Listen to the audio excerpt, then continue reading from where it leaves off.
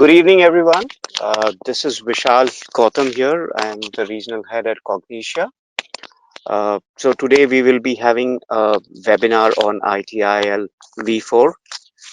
So the focus for this webinar is to understand the learning journey, to understand what are the patterns of examinations that we go through, what are the questions, and how do you prepare yourself for the webinar. I mean, for the ITIL V4 certification. Cognitia, as most of you must be aware, we are an award-winning arm of Collabra. We have presence across 45 countries.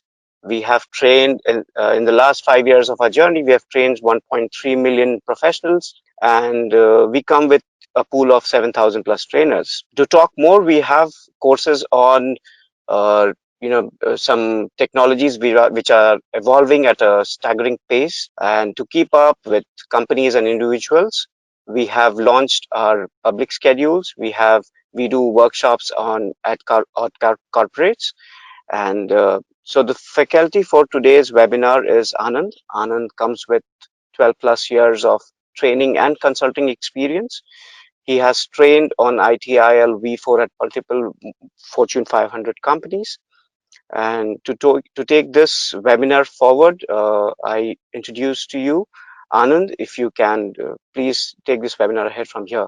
If you have any questions, we will be parking that right now. And at the end of the webinar, we will address all of those questions. Thanks, Vishal. So welcome everyone. Since many of you joining from different time zones, so good morning, good evening to all of you. So just to give you a very brief introduction about myself, my name is Anand, as Vishal introduced. So I have overall 12 plus years of experience in the industry. I am a certified ITIL V3 and ITIL 4 managing professional. In terms of training and consulting experience, so I have been delivering trainings and consulting to major Fortune 500 companies for the past 5 years. And my specialties include IT service management. So previously I've worked as change manager, release manager, and an IT consultant in companies such as Accenture and Cisco. So that's a very brief introduction about me. In terms of today's agenda for this webinar, we're going to talk about ITIL and introducing you to the world of ITIL. Now, some of you may already be certified on ITIL. You may already know what ITIL is. But for the benefit of our entire audience, we're going to talk a few minutes about what ITIL is and how it can help each one of you. So if we talk about ITIL, the definition of ITIL says information technology infrastructure library. Now, if we just talk about that, it doesn't make much sense. It doesn't tell us what it's all about. So let's talk about ITIL in terms of few keywords. When I say keywords, there are three keywords: collection of best practices, guidelines and recommendations, and a framework or a skeleton structure. So what do I mean by these three words that I've just thrown out there? Let's talk about that. How does these three keywords help us define what ITIL is?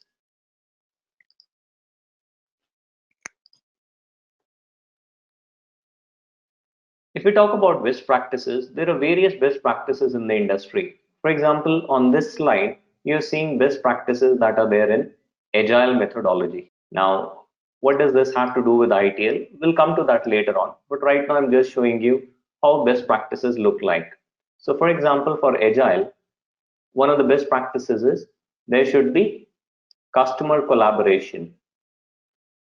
There should be time boxed iterations, continuous integration, so on and so forth. Now, similarly, if we move to Lean Six Sigma, it has its own best practices. Now, again, if you do not understand right now what best practices are, it's okay. I'm just introducing you right now. We'll go over that in a moment. If I move on, I can see DevOps practices, best practices. Similarly, there are best practices that are outside of IT as well. For example, here I'm seeing healthcare industry best practices, training your staff, patient education, cultivating a care-oriented environment. So what are these best practices? Best practices are any practice that are widely accepted. So if I go back to any of these best practices, whether it is DevOps or Lean Six Sigma or Agile, These best practices are widely adopted. That is why we are calling them best practices. Any practice that develops in one organization and then all the organizations start following it is called as a best practice. Why we call them best practices? Because they provide a proven outcome. Now, what do I mean by proven outcome? This means, let's say, if I go back to the healthcare best practices, if I follow these three tips, it will provide me with certain results that are best for the industry. If I go back to DevOps practices, all these practices, if I as an organization follow, it will provide me with the results that are accepted in the industry as the best practices.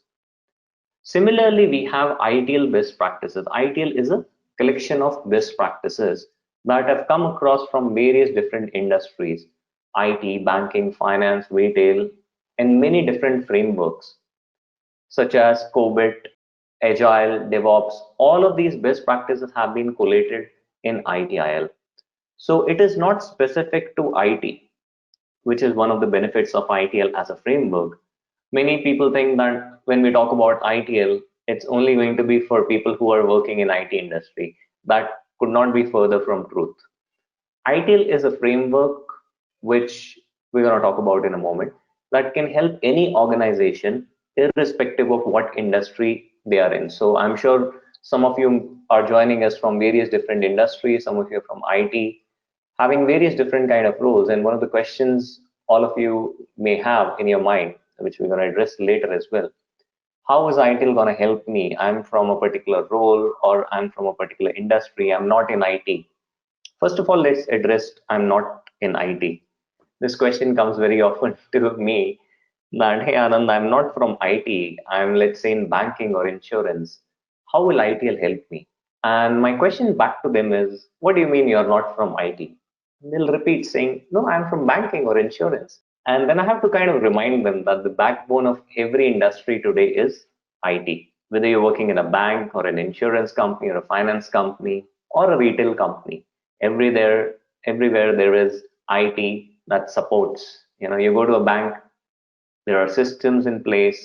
You go to an insurance company, they have the data being maintained in systems.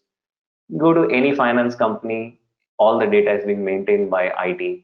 So there is no organization, I would say, on the planet who does not have IT as a backbone. So ITIL as a framework can help any organization. Why I'm talking about all of this is because when we talk about these best practices, which ITIL is, these best practices have come from various different industries such as IT, such as banking, such as finance, and so on and so forth. So you can really benefit from this framework. It doesn't matter what industry you have come from, or it doesn't matter what role you have come from. We're going to talk more about that later. Let's talk about guidelines. Now, ITL is a set of guidelines. What do we mean by guidelines? Here on the screen, you can see some of the guidelines. All of you may be familiar with this for the COVID-19. Now, if you look at these guidelines closely, what does it look like? Avoid close contact, avoid touching, stay at home. These looks more like recommendations, not mandatory, something that you have to follow mandatorily, right? They're saying avoid close contact, but it is not a rule. Avoid touching, not a rule. Stay at home, not a rule, generally. We'll talk more about that. Let's move on to the next one. Here we look at guidelines for flights. They have changed the guidelines for flights due to this coronavirus. Here, if you look at the guidelines, they are different in nature. Report 2 hours before, mask is compulsory, registration with this app is compulsory, so on and so forth. So if we look at the two guidelines, here it is more of a recommendation. Here it is being implemented strictly. Let's talk a little bit more about these recommendations. So here they're saying that, for example, the center has extended the lockdown for coronavirus, but they have said that the relaxations can be provided to by the states. So while the central government is saying this is the situation, but they're giving the power to the states. What does this mean? Why we are talking about all of this in ITL? What we are trying to show you is These guidelines that we talk about can be loosely implemented or strictly enforced. ITL falls somewhere towards the loose side. What does this mean? That whatever ITL talks about, it is not like a standard that it has to be enforced strictly. ITL has not should not be enforced strictly. ITL is enforced loosely. What does this mean? Why we should enforce loosely? See, anything that is enforced strictly or mandatorily, every organization has to follow it. It doesn't matter who they are. So if we talk about a particular standard, every organization has to follow everything as per the standard. There is no room for them changing. But when we talk about guidelines or implementing them loosely, every organization can modify it according to their needs. So on one hand, we have standards which you have to implement as it is. On another hand, we have frameworks and guidelines, which as an organization, you can modify according to your own needs. ITIL is such a framework. And that is why, let me tell you, ITIL has been so successful. Today, there is no company, Fortune 500 company, that does not use ITIL as a framework. Every organization uses some part of ITIL best practices. Now, why it has been successful is it doesn't matter whether the organization is 50 employees or 5,000 or 5 lakh employees or 5 million employees. It doesn't matter. Every organization can customize these. So ITIL is highly customizable, and that is why it has been so successful. So to summarize, guidelines are recommendations. ITIL will give you recommendations. ITIL will say, recommendations are like this. Let's say you ask your friend, hey, can you recommend me a good Italian restaurant? What will he say? He'll give you a list of restaurants he has been. Now, this is a recommendation. This does not mean you have to go through to all those restaurants. It means you have a choice. Similarly, ITIL will give you list of recommendations. Do I have to follow all of them? No.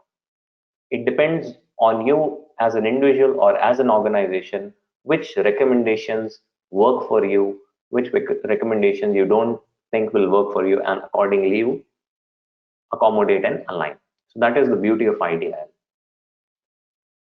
And as we said, implementation can vary from being loosely implemented to strict enforcement. Generally in ITIL, we never have strict enforcement.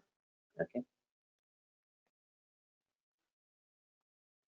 Now let's talk about the third keyword that we said. ITIL is a framework. Here you can see a frame of a building that is under construction. This is a steel framework. Here we have a concrete framework. We can have wooden framework. What we are saying is frameworks can be of different material or different nature. You can use a framework to construct a high-rise building or a low-rise building, right? But what a framework essentially is, it is the foundation. See, if we construct a building, the foundation is the framework. If the framework is made properly, everything else on it will stand, right? Similarly, for your IT to be successful, for your IT service management to be successful, you need a solid framework, a framework that will help you build your processes and build your businesses on top of it. ITIL is such a framework. ITIL provides a framework. That means ITIL provides a skeleton structure on top of which you can build as an organization whatever you're trying to build. So whatever technologies we are talking about, whether it is artificial intelligence, big data, your cloud computing, all these technologies are built on the fundamental foundation of ITIL. Now, to many of you, this may sound surprising because you may be thinking, okay, we do not follow ITIL in our organization. Again, this is a misconception. Just because you're not calling something an ITL does not mean you're not following it. Maybe you're already using it. It's just that you're not aware it's called ITIL. In fact, many of my students often say, Anand, one of the best things of the training was that we got to realize that things that we were following already as part of the ITIL framework, now we have a name for it. Now we know how to formalize it. So that is another benefit of doing the ITIL training. Anyways, so to summarize, framework is a skeleton structure. If we go back and look at it, this framework is not complete. It's a skeleton structure. So similarly, ITIL, what it provides is not complete. but it is essential. It is the strength on which you can build your entire IT organization. Framework can be flexible or rigid in nature. When it comes to ITIL, ITIL is a flexible framework. It is not at all rigid. So these are the three keywords that help us define ITL, that is best practices, guidelines, and framework. Let's talk about characteristics of ITL. ITL is vendor neutral. What do we mean by vendor neutral? That means it doesn't matter what the nature of your business is, whether you're a cloud service provider, you're into application development, you're into infrastructure services, ITL principles still apply. Secondly, ITL is non-prescriptive in nature. What do we mean by non-prescriptive? See, if you go to a doctor, what does he give you? A prescription. A prescription that you take to your chemist who gives you the same medicine. Now, the chemist is not at liberty to give you some other medicine, right? He has to give you the medicine that the doctor has prescribed. So that is prescriptive in nature. Standards are by nature prescriptive, but ITL is non-prescriptive. That means ITL will never say that you have to follow it like this. There is no you have to. It is a choice. That is why we are saying it gives you a recommendation. That means a choice that you as an individual or an organization can make. This is very different to the standards that are there in the market where you have to follow something as it is. So non-prescriptive also means it is flexible. You can adopt according to your business needs, to your individual needs, what role you are in, you can adopt ITIL accordingly.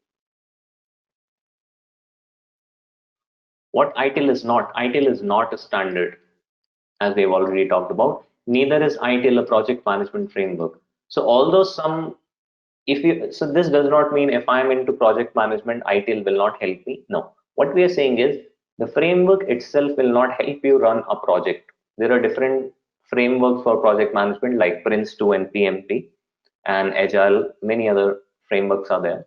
ITIL is not there to help you run a project. But if you are in a project management role, can ITIL still help me? Yes, definitely. Now, why do we need ITL? Question may be there in your mind as a business, as an individual. Why do I need ITL? So, as a business, let's try and address why do organizations need ITL? Well, organizations need ITL because the services are becoming complex day by day. Okay, the services that we were providing, let's say 5 or 10 years or 15 years back, were very simple. We had simple infrastructure management, simple application development, but now we have artificial intelligence, big data, cloud computing. There are so many different streams of services that we are providing. So it's becoming day by day increasingly difficult to manage our IT services. And that is where ITIL tries to help us. Another challenge that every organization is facing is constantly changing business needs. I'm sure you're already aware of it, especially if any one of you are in agile roles or DevOps roles or otherwise as well. That one of the challenges that you face is business needs constantly change. Your customer wants something today, tomorrow they want something else, and the day after tomorrow something else. Particularly ITIL 4, which is the current version that we are discussing here, helps you address these challenges. How do I keep up with the changing business needs? Why is it important to keep up with the changing business needs? Because as a business, if you're not able to keep up with the changing business needs, what will happen? You'll become Nokia and BlackBerry. You know, best of the organizations that were at the top of the game, they were not able to keep up with the changing business environment. They failed as an organization. So I don't think I need to tell you the importance of being agile. And ITIL 4 is in alignment with the agile principles. Another challenge that we have is customer expectations. Expectations of customers or our clients are sky high and their budgets don't match, right?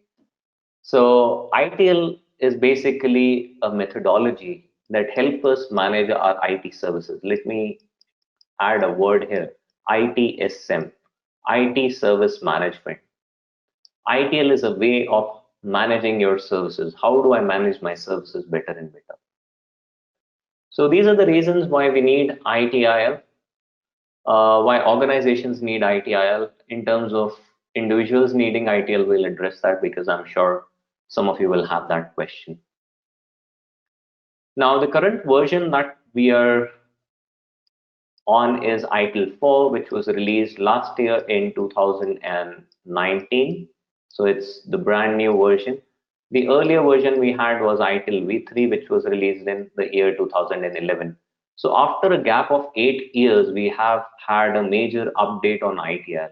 Why we have had such a major update is because from 2011 to 2019, there has been major changes in the global scenario, right? As I was saying, that the services that we were providing maybe 5 or 10 years back no longer resonate with the services that we are providing today.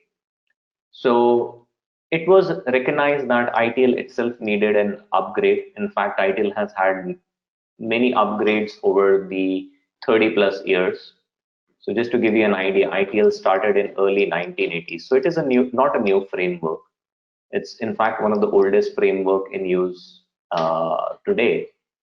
And over the years, it has had many version upgrades, with the latest one being last year, that is the ITIL 4.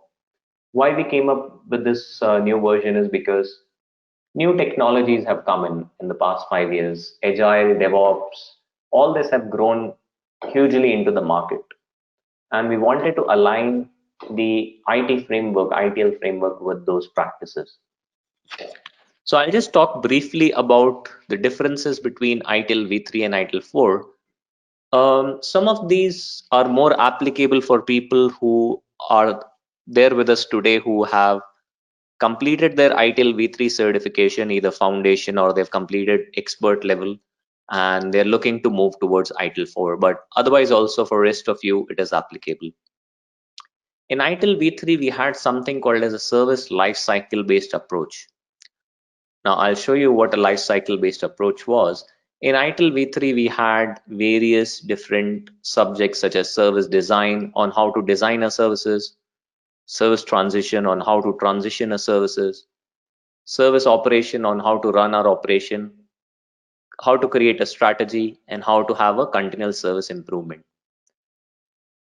In ITIL 4, it has been replaced by something completely new called as ITIL service value system. So this here, what you see is ITIL 4, this here is ITIL v3. Now the service value system has replaced all of this service strategy, design, transition, operation, all of this. Why we did this is, one of the challenges with ITIL v3 was working in silos. What are silos? Silos means isolation. What happened in organizations was each team only stuck to their own verticals and roles and departments. So if I'm a developer, I will only do development job. My job is not how to do testing. If I am into managing operations, I do not need to know how we have to design the strategy of a particular service. This was a challenge. But we realize that as organization, as and when we are moving towards faster and faster pace of providing new and new services to our business, one thing that we need to do is we need to close these gaps or break down these barriers of silos. We need to have an end-to-end view of service. So you're a developer, but you still, your whatever you develop will go for testing. So you need to have an idea of testing as well. Similarly, you're, let's say, into infrastructure management, but still part of the role that you're doing connects to other parts of the organization. Okay, let me give you another example which may help you understand what I'm talking about here. Why end-to-end view of services is important. Let's say we are manufacturing a car. Some of you are responsible for designing the engine. Some of you are responsible for designing the suspension, and rest of you are responsible for designing the suspension. Now, if we go by the siloed way of working, the people who are responsible for the engine, they will say, we don't want to have anything to do with the suspension. We are going to focus on designing the best engine that there is. We're going to design an engine that no one has ever seen. Formula One cars will be beaten by it.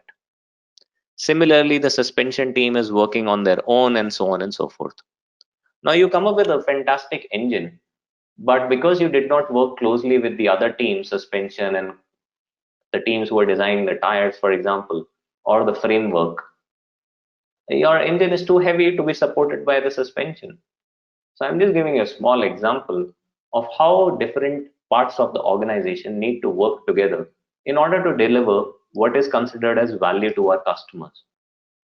So when an opportunity or demand comes from our customers, and when we have to deliver the value in between whatever we are doing, it has to be a collaborative effort. So going back to the ITIL V3 versus ITIL 4, ITIL V3 was more a siloed approach. ITIL 4 is more holistic approach. It focuses on how to deliver services on end to end. In ITIL V3, we called processes like change management, incident management, problem management. In ITIL 4, we call them practices. I'm going to talk about that in a little while, what these practices are. In ITIL V3, the focus was only on the customer. So, this has not just been the case with ITIL V3. This has been the case with many organizations. Focus is always only on the customer. But tell me, is only the customer and the service provider the relationship that we are managing in an organization? No. We are managing our suppliers, we are managing our internal stakeholders, users, consumers, many. So in ITIL 4, again, in line with the holistic approach, the focus is on all the stakeholders. No longer just the customer is the king. Yes, customer is still the king, but we want to focus on all the other stakeholders as well. ITIL V3 was aligned with the waterfall project management. ITIL 4 is aligned with agile, DevOps, lean concepts like this. So in terms of, again, just to give a quick recap, ITIL V3, we had a service life cycle. Here we had a service value system. In ITIL V3, we had 26 processes in total. In ITIL 4, we are calling them as practices, and we have increased the number to 34. So some practices have migrated from ITIL V3 to ITIL 4 as it is. Some new practices are there, and for some, the names have changed. In terms of ITIL V3 to ITIL 4, the core concept has changed. Otherwise, in terms of practices, I would say 60% remains the same. So if you're transitioning from ITIL V3 to ITIL 4, everything will not be new to you, and that's the benefit. 60% will be the old, and 40% will be new. Okay, so it is both a advantage if you're moving from a previous certification to, let's say, the new certification. In ITIL V3, we had 9 principles. In ITIL 4, we have reduced them to have 7 core principles. These core principles again come from your agile. So we have picked up these core principles from agile. And here we had 4 P's of service design. Those of you are familiar with that. In ITIL 4, we have 4 dimensions of service management that look at how to manage our services from holistic point of view. So this is just a very high level differences between ITIL V3 and ITIL 4. Of course, there are many differences which we can get into when we get into the course itself. So this, I already showed you how the difference are there between the core concept. Here we had a life cycle way of looking at things. The problem was silos. Here we have a holistic view of something called as a service value system. So in terms of practices, this is the list of 34 practices that we have in ITIL 4. I'm just gonna give maybe 30 seconds for you guys to just have a quick look on it, just to see, familiarize yourself and see what all practices exist. So some of them are common from ITIL 4 V3. Continual improvement was there in ITIL V3. IT security was there. Knowledge management was there. Portfolio. I'm just highlighting all the practices that already existed in V3 so that you can see what are the new practices. All these practices already existed in V3. Having said that, the content has certainly changed. The content is not same. So all this were there in ITIL v3. Service design, by the way, now is a practice. So it was a life cycle in v3. In ITIL 4, it is a practice. We have service desk as a new practice. It was a function in ITIL v3, service level management. And then the rest of the practice that you're seeing, I've not highlighted, are new practices. So for foundation, will I be studying all these? No. So another change that has happened is in foundation, the load is significantly reduced. So one of the feedback when Excel also was the governing body of ITIL, did a survey, they found out that many people complained that ITIL v3 was foundation was too overwhelming. There were too much to discuss. So they've reduced the number of practices for foundation. Earlier in foundation, we would discuss all the practices. Now, if you go for the ITIL 4 foundation certification, we would be covering these 15 practices that you see on the screen. So this is the official course. Again, I'll give you some time to just have a look at this. Maybe you can take a snapshot of it. Anyways, the recording of this session will be shared with you guys, so you can go through all of this stuff. So for foundation, again, we will not be discussing all these 15 in depth. As per ITIL official course, these 7 practices will be discussed in depth. The rest 8 will be discussed at a very high level. So in terms of examination, passing the exam and certification also, it's become relatively easier as compared to ITIL v3 because they have reduced the uh, the number of practices that they test on at the foundation level. So now a question might be coming, where will I study the rest of the practices? Because there are 34 practices. If in foundation we are covering only 15, and then out of those 15, we are covering 7 in depth, where will I get to study the rest of the practices? Well, the rest of the practices you can study in the next levels of certification. So now I'm going to talk about the difference between the certification scheme, how it has changed from ITIL v3 to ITIL 4. So in v3 we had a foundation. In ITIL 4 also we have a foundation. So this part has not changed. In ITIL v3 we had life cycle modules, service strategy, design, transition, operation, and CSI. One module for one part of this life cycle.